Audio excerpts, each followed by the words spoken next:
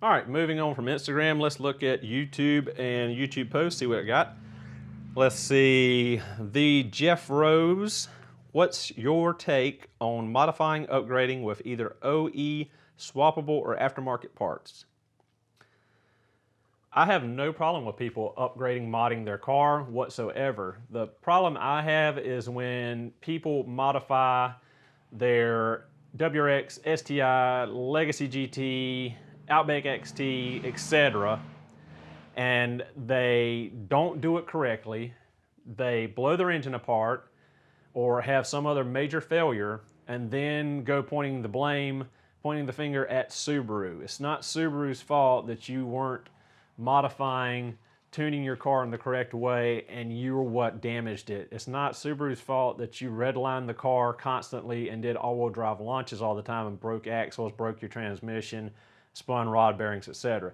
That's the issue I have. I don't have problems with people putting exhaust on their EZ30, on their EG33, and their SVX. I don't have problems with people, building 1,200 horsepower IAG monster freaking STIs, WRXs, etc. That stuff's great. I used to drag race. I got out of it years ago because I was wasting so much money on drag racing. That was before I got into Subarus. That was Camaros and Corvettes and LSX power. I've owned just about every LSX powered vehicle GM made. But yeah, there's no problem there. I also love seeing people swap EZ30Ds into Imprezas, into Foresters. It bolts right in essentially. You got to change the wiring harness a little bit, and there's a couple components that need to be changed, or turboing an NA Impreza or NA old first, second gen Outback, stuff like that. That stuff's great. I love to see it. But just do it responsibly, and when you screw up, don't blame Subaru unless it's something that Subaru actually is responsible for, like head gaskets or, the issue with the turbos and the banjo bolts, design issues, which they've all corrected since then, but, anyway. Next question on YouTube. Nancy Offenheiser, hope I pronounced that right. Even though I use 020 synthetic oil in my 2013 Outback, it still uses a little oil, about a quart, especially if it's hot, and I'm on the interstate going 75 miles an hour. I carry oil and check it every other fill up and before trip. Should I be concerned with that? Change the oil more frequently. She now has 70,200 miles. What's a good brand of oil to use? Usually get it done at the dealership too. Okay, 2013 Outback should be an FB25. The 2011 was the last of the EJ253. The early F-Series engines have had oil consumption issues. Talking with friends that work at Subaru at the dealership, there have been cases where they have figured out to some degree the oil consumption issue. It's a little perplexing that you get yours done at the dealership, though, because it doesn't fall in line with what they've told me that they found in their investigation of this. The problem that they were seeing was the oil consumption was coming in when people were running Mobil One and No Name or Parts House or Valvoline or any other oil brand, basically. And the dealership themselves, they had two options when you came in for an oil change. They were stocking bulk oil that was not the Ademsu. I think that's Ademsu. I might have just said that wrong. The Subaru brand oil, what they use, that comes in the Subaru package bottles from the parts department. If you run the Subaru oil in it, the oil consumption issues 90% of the time are completely gone. They've told me they've had people that have come in where they were losing over a quart and a half of oil between oil changes, and they were using Mobil One or another brand. They switched them to the Subaru Ademsu oil, and their oil consumption stopped. No other issue, no other repair, no other anything. All they did was change back to Subaru brand Ademsu oil. I swear I'm saying that wrong. I think I'm missing some syllables or something. It doesn't sound right in my head. But anyway, they switched to the Subaru brand oil, and all the oil consumption issues went away. From what I recall, I think it's an issue that some of the F-Series engines had with their oil control rings was causing the consumption of oil, but I'm not 100% sure. F-Series engines, I don't have barely any hands-on experience with, and I can't give much more than speculation and secondhand knowledge from people I know that work for Subaru or work at the dealership or have worked on the F-Series engines personally. But yeah, if your Subaru dealership has been using the Subaru brand oil when you get your oil changed and it's still consuming oil, there was I know they had a TSB on the oil consumption issues. I don't remember if they had a recall. I don't think they actually recalled it, but I think you can get your short block replaced under warranty. I think they might have did an extended warranty for oil consumption. So you might want to talk to the dealership about that. They might be hesitant to tell you anything. Some dealerships are kind of shady in that regard. I've had from people on YouTube comments before telling me that the dealership said that the CVT transmission fluid was lifetime fluid and they wouldn't touch it. That is completely inaccurate. Subaru says that it's not to be touched for 120K. After 120,000 miles, you're supposed to service the CVT, but then you don't touch it again for another 120K. The Subaru CVT warranty, they extended the warranty, but if you've touched your transmission before you hit 100K, your warranty is no longer there. They will only warranty your CVT unit if it is factory sealed and hasn't been touched or molested. There's no reason to change the fluid early. It's not, the fluid in the CVT transmissions is not the same as how it was in the traditional 4EAT, 5EAT transmissions. The fluid is used a much different way. It's not going through all the clutch packs and getting all the friction material in it that the regular transmission was getting from the applying and clamping load of the friction, the steels and the friction plates in your clutch packs and your bands, etc. You know, as that stuff wears, it's like sandpaper. It's gritty. It gets in the fluid. Once that circulates through the transmission, it becomes like a sandpaper essentially, because a lot of the transmission's aluminum, so is the valve body. So as that pressurized fluid goes through there, if it's got all that grit and trash in it, it's going to start eroding the bores and making them bigger and also eating your seals up. And that's why you get transmission failure, is because of the junk circulating through your fluid tearing up all the bits. So that's why you're supposed to change it every 36,000 miles. You want to replace it before it builds up a lot of contaminants in it and doesn't cause any damage. So that has nothing to do with oil consumption, but I got off on another tangent. But real quick, I'll finish about the transmission thing. People that ask me, do I service my automatic transmission? I haven't replaced the transmission fluid in 100,000 miles, 200,000 miles. I'm talking about 4EAT, 5EAT now, traditional transmissions. Should I do it? Of course, there's no reason not to replace your transmission fluid. Will my transmission fail after I replace fluid? I've seen it happen plenty of times. Replacing the fluid per se is not the cause of the transmission failure. The problem comes in that you've ran the old fluid so long and it's got so many particulates in it and so much grit and friction material going through it that it's expanded the bores and damaged your seals. And anyone that knows how automatic transmissions work, they all work on hydraulics and pressurized fluid. If you lose pressure, you lose the transmission. So when you put that fresh, clean fluid in there, it's much thinner. It doesn't have all the crap in it. It's got a lot of heavy detergents in it. That's why the insides of transmissions are always sparkly clean when you look at them, unless you've like run it out of fluid and burn everything up. Compared to an engine, it gets tarnished, gets that yellowy oil staining on it. You don't get that with transmissions because of the detergents and stuff and the difference in the fluid. But yeah, I've seen it many times.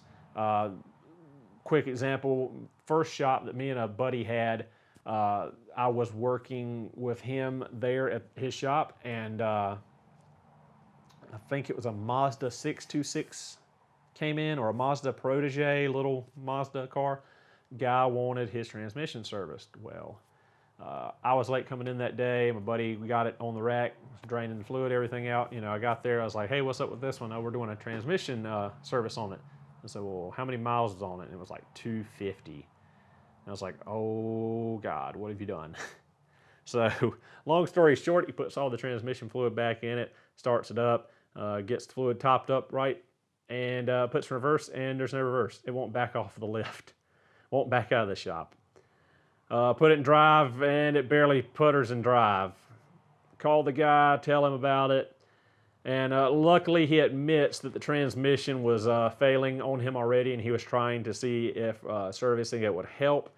I have had cases where that has happened, and people try to accuse me of destroying their transmission just from servicing it, and that can get ugly. But this guy was honest and, you know, owned up to the fact that, you know, hey, my transmission was bad or going out, and I just wanted to see if fluid change would change it. But nope, it was the final nail in the coffin, and killed it. Anyway, nothing to do with the oil consumption issue. Yeah, so try to make sure they put the Ademsu oil in it, and make sure that it's topped up. Normally I go on a 5,000 mile oil change service. That's with all of my cars, but that's on a conventional oil. Running synthetic, you can go longer. Should you? I don't know. I'm not an oil engineer. So let's see what the service manual says. I don't know off the top of my head. It's 5,000, 7,500, somewhere in there. I wouldn't go past that. But yeah, let's see what else we got. Tony Orique. I'm sorry. My pronunciation is horrible, especially with this southern accent. Please forgive me, Tony. I have a 2018 Crosstrek 6-speed manual transmission. I believe the input shaft bearing is making noise. Is that a common problem? Also, as I go through the gears, everything sounds fine, but if I'm in 4th gear or 5th gear at 2,500, 2,600 RPM and lift my foot off of the gas, and RPMs drop to 2,200, 2,300 RPM, and I give it gas again, I hear a rattling noise. Any idea on what this might be? Thank you. I enjoy all your videos. Well, thank you, Tony. Glad you enjoyed the videos. 2018 Crosstrek 6-speed, input shaft bearing noise. You shouldn't be having input shaft bearing noise on a 2-year-old vehicle, 1-year-old vehicle.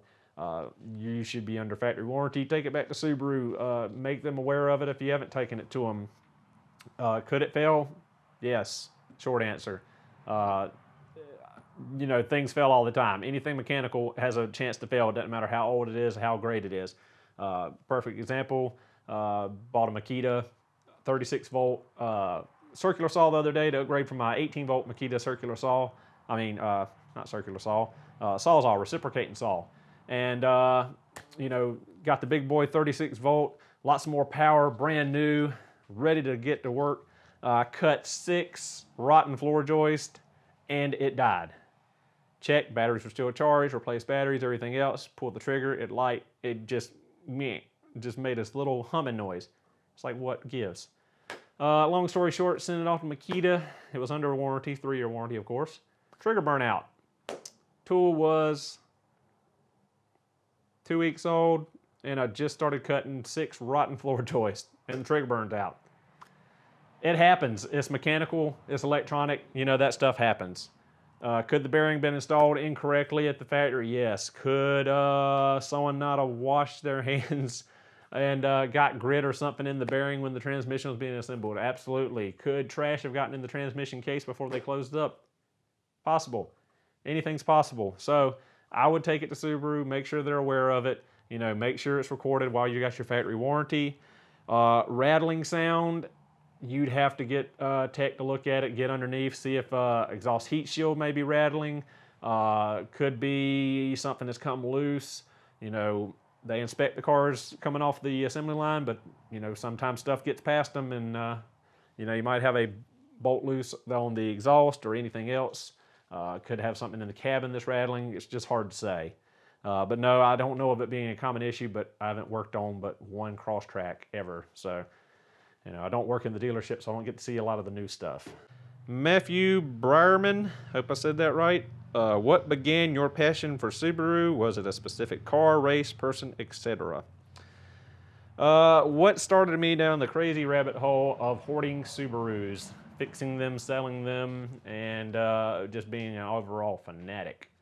As I mentioned earlier, I was a big LSX guy. I've had 9 Camaros, 3 Trans Ams, 5 Corvettes, 2 of which were Z06s, a GTO, a G8 GT, Formula Firebird, several Pontiac Fieros. Before you laugh, I was a Fiero guy. I have owned every single year model of Fiero.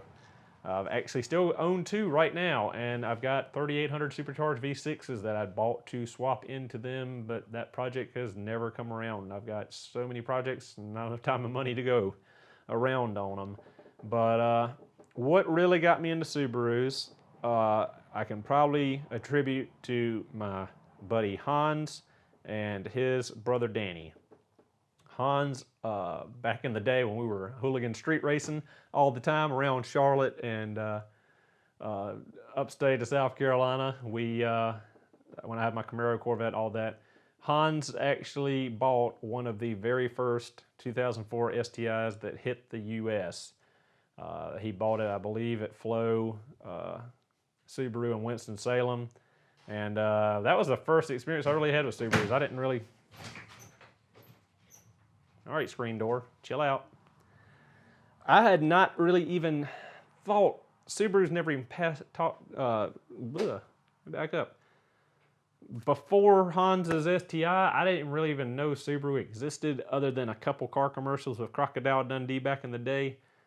They weren't on my radar. Dad 100% ingrained in my head that if it wasn't an American car, Chevy, Ford, or Dodge, I was not going to buy it. I was not going to own it. I wasn't going to have it. He would roll over in his grave if he knew I was rolling. He would roll over in his grave if he knew I had all these Subarus. Or if I had a Nissan or a Toyota or a Honda or any of that. He, like I said, grew up. He was born in 1946. He grew up during the 50s and 60s. His dad was a World War II veteran that served in Hawaii right before the Pearl Harbor attack. And they were old school. That was ingrained in him from day one. He still somehow, some way held a grudge against the Japanese, even, 14, 15 years ago before he passed away. So I was not allowed to have anything that wasn't American. So I never even thought about Subarus and Mitsubishis and Hondas and Nissans, Toyotas and all that. They weren't on my radar.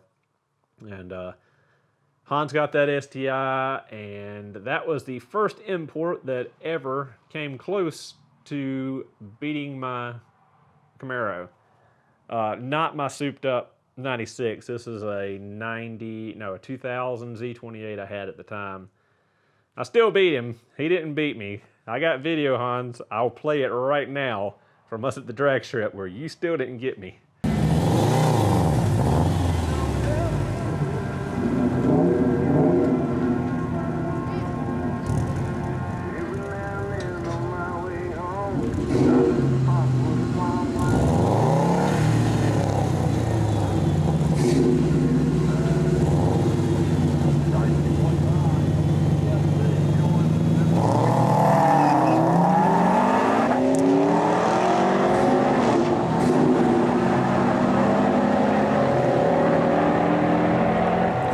But yeah, Hans's STI, it impressed me. It impressed me that a 4-cylinder 2.5 liter was making 300 horsepower, whereas my 5.7 liter V8 was only making 305 with the cold air intake, exhaust, everything it had on it. I mean, it was an LS1, but it was detuned for the Camaro compared to the 350 it was rated at in the C5 Corvette.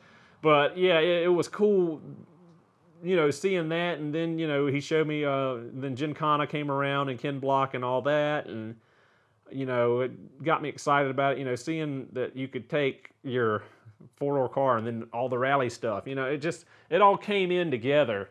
But yeah, it was really Hans spurred it off. But then his brother Danny bought that color, I think it's blaze yellow. It's that kind of really light yellow that came on the Bug-Eye WRX. I think his was a 02.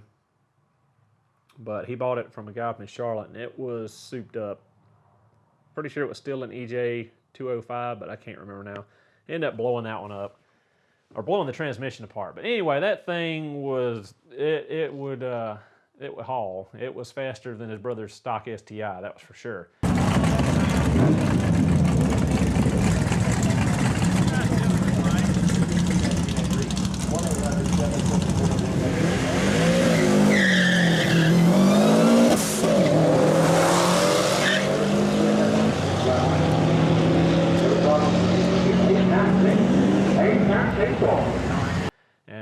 after taking me for a ride in that thing, I was hooked. I was loving it. I loved the sound of them because they didn't, you know, Subaru sound all kitted up. It don't sound like a Honda with a dadgum fart can, as we called them. You know, it doesn't sound all four-bangy gross unless you put an equal length header on them. Then they're not so acoustically pleasing. But I love the boxer rumble. You know, that stuff got to me. I was like, all right, it's a Japanese car. It gets decent fuel economy when you're not beating the crap out of it. It makes a lot of horsepower. It sounds good. Looks pretty good. It's crazy it's a sedan, and I'm used to like coupes and sports cars. But yeah, that got me in real hard. But I didn't get my first Subaru until my buddy Andrew had a white blob eye, an 04 Aspen White WRX. And he ended up wrecking it, hit a deer, tore up the hood, the front driver's side fender and headlight, and the rear driver side, the rear driver's side door. And long story short, he ended up selling it to me. I think I got it for like $3,200. I just got it for payoff, and he kept the insurance money out of that one, if I recall correctly. So I fixed it up, did an STI swap on it, full STI interior. I did coilovers on it, wheels, tires, fixed all the body damage. It had a Blitz nurse spec exhaust on it when I got it. Put a Mishimoto aluminum radiator in it because the factory plastic one cracked, like it's common. The top tank will crack, especially near the radiator cap. What else I do? I put a Gates racing timing belt on it, but I put all OE components on it. But that back in the day, you know, Gates was still using the Japanese components in their kits before they did the Chinese stuff in the last few years. What else did I do to that car? I think I put a short shifter on it. I fixed AC in it because AC didn't work. Of course, it was the O-rings at the compressor, common. But yeah, that was my first Subaru I owned, was that Aspen White 04 WRX. But what really got me going started was Hans and Danny. So thanks, Hans. Look what you started. Let's see what else we got. I think that's all for YouTube. Oh, no, we got a last minute question in here. This is going to be a very long video. We're probably going to make this 2 parts.